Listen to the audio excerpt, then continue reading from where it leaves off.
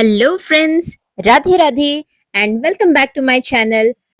आज सुबह के नाश्ते में मैं बना रही हूँ देसी स्टाइल पिंक सॉस पास्ता।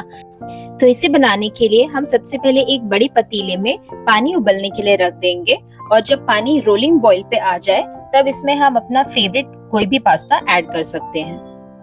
तो आज मेरे पास पेन्ने और शेल पास्ता दोनों थोड़ा थोड़ा बचा हुआ था लास्ट टाइम के प्रिपरेशन से, तो मैं वो दोनों मिक्स करके ऐड कर रही हूँ। इसके बाद हम इसमें एक छोटा चम्मच सॉल्ट ऐड करेंगे और उसके बाद आप कोई भी इसमें थोड़ा सा ऑयल ऐड कर दीजिए। मैं यहाँ पे ऑलिव ऑयल ऐड कर रही हूँ। इससे क्या होगा कि पास्ता आपस में चिपकेंगे नहीं और उनमें एक अच्छी शाइन भी आ जाएगी। यहाँ पे गैस को रखना है हाई फ्लेम पे और इसे 8 से 10 मिनट तक अब हमें अच्छे से पकने देना है। अब सॉस प्रिपेयर करने के लिए मैंने यहाँ पे 4 मीडियम साइज की हाइब्रिड वाले जो टमाटर होते हैं जो खट्टे नहीं होते हैं वो ले लिए थे और उसे मैंने 5 से 10 मिनट के लिए उबाल लिया। उबालने के बाद इसके छिलके उतार लिए मैंने, तो आप देख सकते हैं ये कितने ज्यादा मशी हो गए हैं और इसका अच्छी तरह से जूस भी बाहर आ रहा है। तो इसे मैं मिक्सी में नहीं ग्राइंड करूंगी, उससे क्या होता है वो एकदम चटनी जैसा बन जाएगा। मुझे फाइन पेस्ट नहीं चाहिए। इसका पेस्ट इस तरह तैयार करना है कि इसमें थोड़ा ग्रीनी टेक्सचर दिखे, तो हमें इसे पूरी तरह से पेस्ट नहीं बनाना है, इसलिए मैं यहाँ पे एक चॉपर की मदद से इसे चॉप कर लूंगी तो उसका बढ़िया टेक्सचर बनके तैयार हो जाएगा। अब यहाँ पे पास्ता को पकते हुए करीब 10 मिनट हो चुके थे, तो अब मैं गैस का फ्लेम बंद कर रही हूँ और इसे हम एक छन्नी की मदद से छान लेंगे। इसका सारा पानी जो है हम ड्रेन कर लेंगे। हमारे घर में हफ्ते में एक बार तो पास्ता बन ही जाता है, मेरी बेटी को इतना पसंद है, तो मैं हर समय कोशिश करती हूँ कि नए नए सॉसेस के साथ एक्सपेरिमेंट्स करती रहूं। तो यहाँ पे मैंने इसे चॉप कर लिया है। टोमेटोज का आप टेक्सचर देख सकते हैं कि कितना ज्यादा क्रीमी दिख रहा है। अब गैस पे चढ़ा लेंगे एक कढ़ाई या पैन और उसमें डालेंगे हम ऑयल। यहाँ पे मैं ऑलिव ऑयल का यूज कर रही हूँ। इसका जो फ्लेवर है वो इटालियन डिशेस में, हालांकि हम देसी स्टाइल में बना रहे हैं बट फिर भी बहुत अच्छा आता है।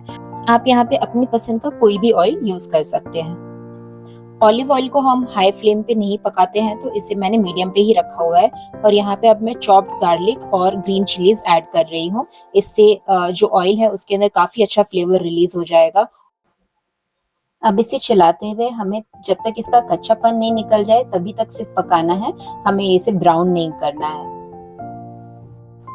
अब यहाँ से किचन में जो खुशबू रिलीज होना शुरू होती है, इससे मेरी बेटी को पता नहीं कैसे अपने आप ही पता चल जाता है कि मम्मा किचन में पास्ता बना रही है। तो वहां से चिल्लाना शुरू कर देती है, मम्मा पास्ता पास्ता। आप लोग मुझे कमेंट करके जरूर बताइएगा कि आपके बच्चों की फेवरेट डिश क्या है और मैं नेक्स्ट टाइम जरूर ट्राई करूंगी उसे भी बनाने की। तो यहाँ पे मैंने 1 चम्मच ग्रेटेड जिंजर ऐड किया है। इसकी जगह आप उसका पेस्ट बना के भी ऐड कर सकते हैं और इसे भी हम अच्छी तरह से चला के मिक्स कर लेंगे।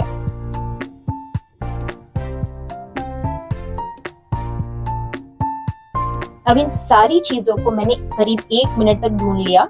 उसके बाद अब जो हमने यहाँ पे टोमेटो का पेस्ट बनाया हुआ है, प्यूरी बनाई हुई है, उसे हम यहाँ पे ऐड कर देंगे।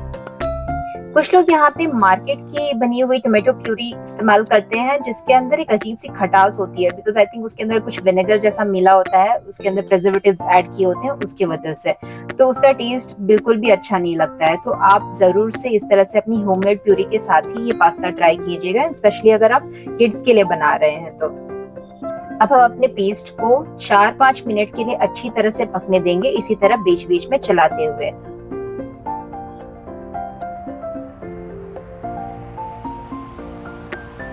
अब इसमें हम हाफ चम्मच के करीब सॉल्ट ऐड कर देंगे और इसके बाद अब इसके अंदर सारी सीजनिंग्स ऐड करनी है हमें। तो मैंने यहाँ पे 1 छोटा चम्मच लिया है काली मिर्च का पाउडर और इसके बाद अब मैं इसमें डाल रही हूँ इटालियन हर्ब्स का पाउडर जो कि मिक्स फॉर्म में आता है, तो ये इजीली अवेलेबल होता है मार्केट में, तो आप कोई से भी ब्रांड का यूज कर सकते हैं।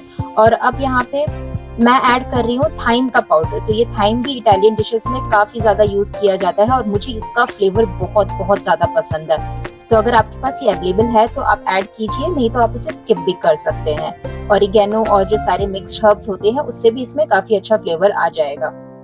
अब इन सारी चीजों को एक बार अच्छी तरह वापस मिक्स कर लेंगे और इसे वापस 2 से 3 मिनट तक हम पकाएंगे।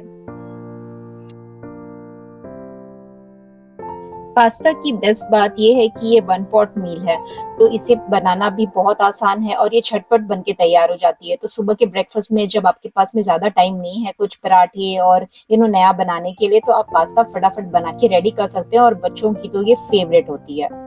अब सॉस को पकते हुए लगभग 3 से 4 मिनट हो चुके हैं। अब मैं यहाँ पे ऐड कर रही हूँ डेयरी क्रीम। ये आप किसी भी ब्रांड का ले सकते हैं, मैंने यहाँ पे डिलेक्टा का लिया है।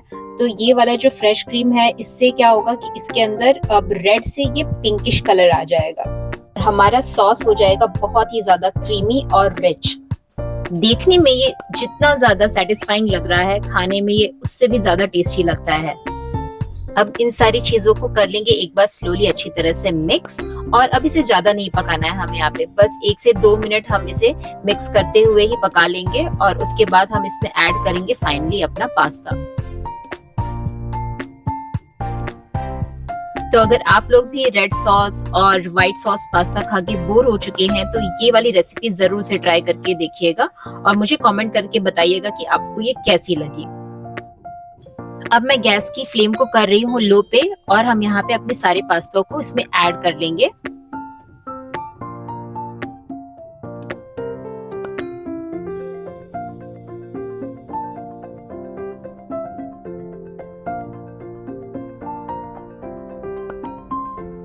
और अब एकदम हल्के हाथों से हमें पास्ता में सॉस को अच्छी तरह से कोट कर लेना है। लग रही है ना अब ये एकदम डिलीशियस और माउथ वाटरिंग।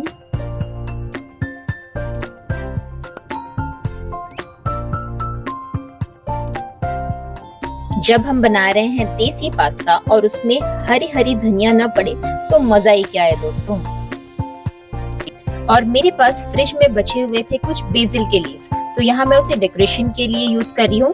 अगर आपके पास ये ना हो तो ये ऑप्शनल है। वेट तो गया हुआ है टेनिस क्लास के लिए, मगर आर्या से अब वेट नहीं हो रहा है, तो मैं इसे झटपट कर लेती हूँ अब सर्व, क्योंकि उसके समर कैंप के लिए भी लेट हो रहा है। बच्चों की फेवरेट डिशेस बनाने में जितना मजा नहीं आता, उससे ज्यादा मजा आता है उन्हें खिलाने में। एक मदर के लिए उससे ज्यादा सेटिस्फाइंग और कुछ हो ही नहीं सकता। अग्री और नॉट?